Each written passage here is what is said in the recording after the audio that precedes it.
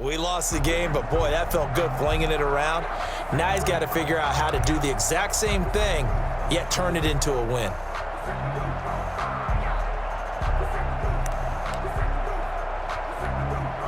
Burrow going to lead up the Bengals here, 1st and 10 at their 36-yard line. On the ground, this is Joe Mixon. And just no chance of turning the corner. He can only get back to the line of scrimmage. 2nd and 10 coming up.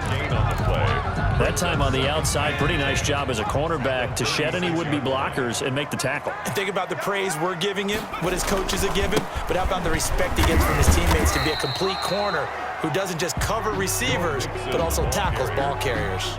He's tackled at the 40. On any running play that's called, they're always hoping that it's going to break big and go the distance. But when you get a nice gain like that, you're able to do so many things anyway. You can come back and run essentially the same play again, continue to move the ball on the ground, or you can decide to throw the ball now because usually you have the defense back on its heels. And boy, he is very close to a first down, but from where they're spotting that football, he's going to be a foot or so short. A quick burst there, and he nicely bit off a pretty decent gain.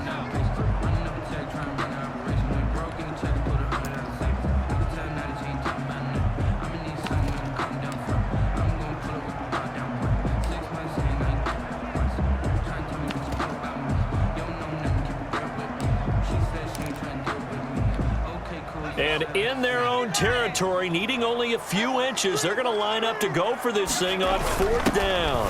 Needing the tough yards, they run it with their fullback. And he's got the first down yardage before being taken down at midfield. They only needed a few inches, but still some anxious moments there, but they do convert on 4th.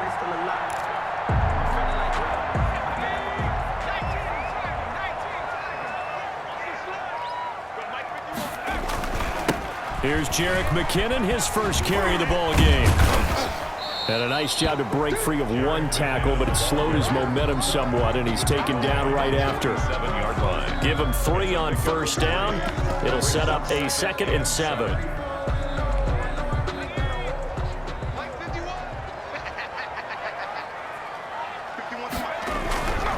Here's McKinnon. He'll get about 4 here, down to the 43-yard line. The ball carrier. Some of the most unselfish players on any football team, defensive tackles, because we ask them to just eat up blocks and allow other people to make tackles.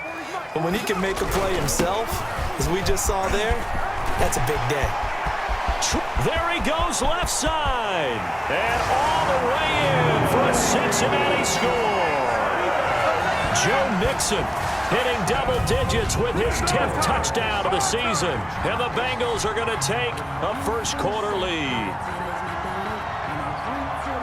Both sides of the football in sync early. You force the 3-and-out, and then you take it down, score points. You know what that tells me? They sold their game plan really well. Head coach said, listen, we're just going to stop them on 3-and-out. We're going to take the ball downfield and score. But he also told them how it was going to happen. They're going to run this. We're going to stop it. Then we're going to take the ball. They won't be able to keep up with us. And they got it done. A good hold in these wet conditions. The point after is up and good. And it's now a 7-0 game. Set to kick off. Following the touchdown, Dustin Hopkins will kick it away. Fielded just outside the goal line. And they'll start this drive just across the 30. Pretty nice work on the return. At their own 31-yard line.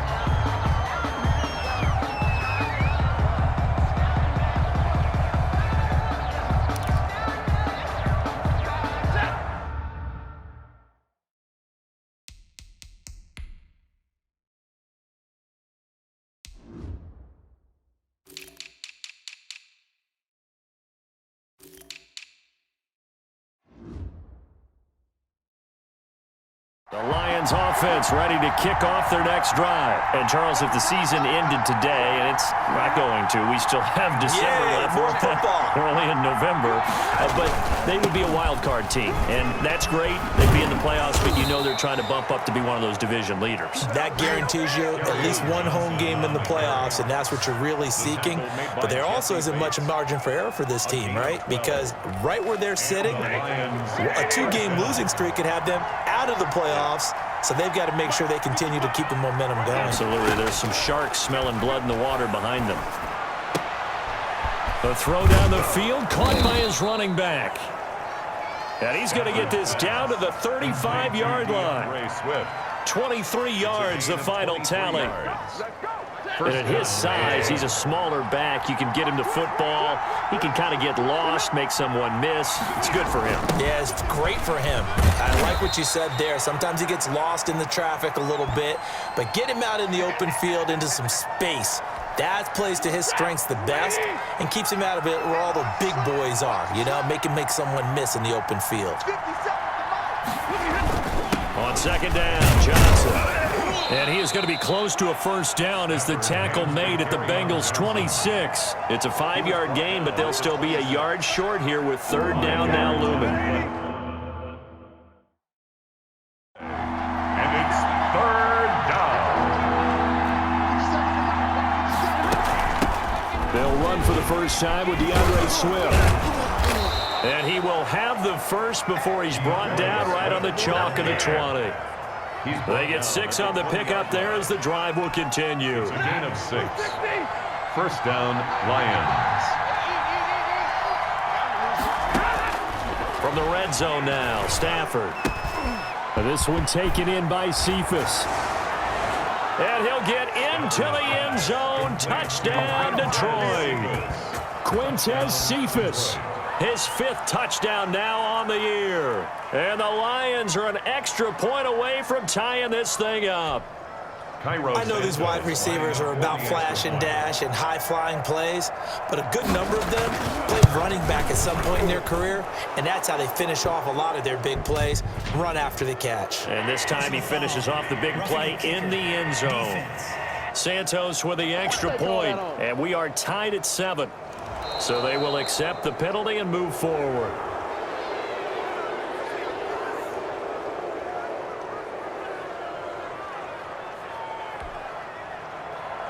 So all even.